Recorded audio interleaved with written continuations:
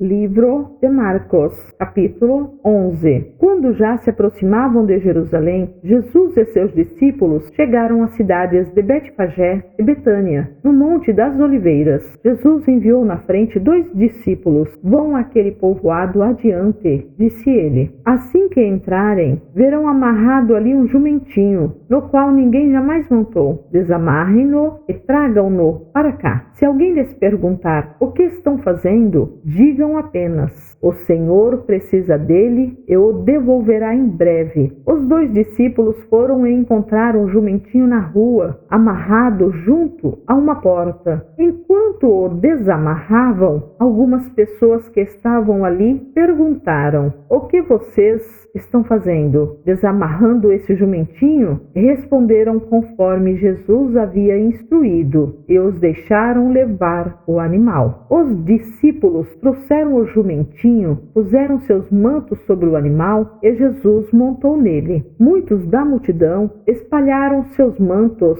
ao longo do caminho diante de Jesus, e outros espalharam ramos que haviam cortado nos campos. E as pessoas, tanto as que iam à frente como as que o seguiam, gritavam: Hosana, bendito é o que vem em nome do Senhor. Bendito é o reino que vem, o reino de nosso antepassado Davi. Hosana no mais alto céu. Jesus entrou em Jerusalém e foi ao templo. Depois de olhar tudo ao redor atentamente, voltou a Betânia com os 12, porque já era tarde. Na manhã seguinte, quando saíam de Betânia, Jesus teve fome. Viu que, a certa distância, havia uma figueira cheia de folhas e foi ver se encontraria figos. No entanto, só havia folhas, pois ainda não era tempo de dar frutos. Então Jesus disse à árvore: nunca mais comam de seu fruto. E os discípulos ouviram o que ele disse. Quando voltaram a Jerusalém, Jesus entrou no templo e começou a expulsar os que compravam e vendiam animais para os sacrifícios. Derrubou as mesas dos cambistas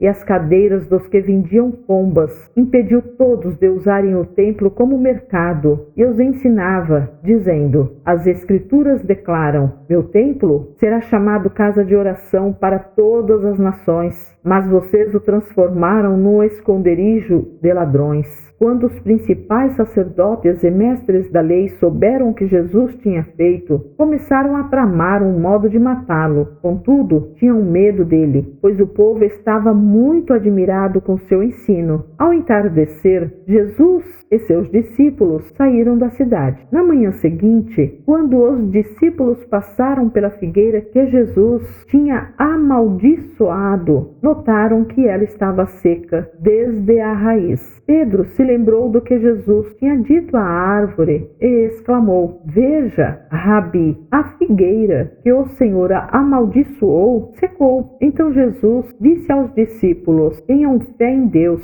Eu lhes digo a verdade. Vocês poderão dizer a este monte: levante-se e atire-se no mar, e isso acontecerá. É preciso, no entanto, crer que acontecerá e não ter nenhuma dúvida em seu coração. Digo-lhes que, se crerem que já receberam, qualquer coisa que pedirem em oração lhes será concedido. Quando estiverem orando, se tiverem alguma coisa contra alguém, perdoem-no, para que o Pai no céu também perdoe seus pecados. Mas, se vocês se recusarem a perdoar, seu Pai no céu não perdoará seus pecados.